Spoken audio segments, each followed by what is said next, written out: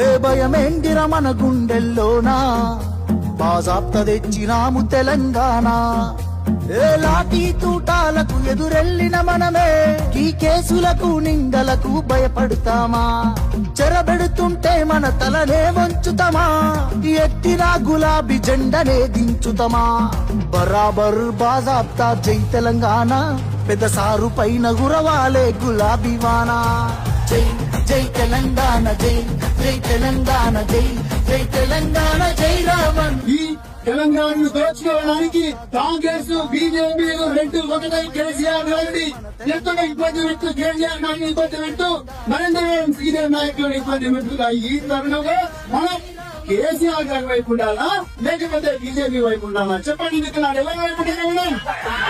గట్టిగా చెప్పండి. కేసీఆర్ గారి వైపు ఉండాలి.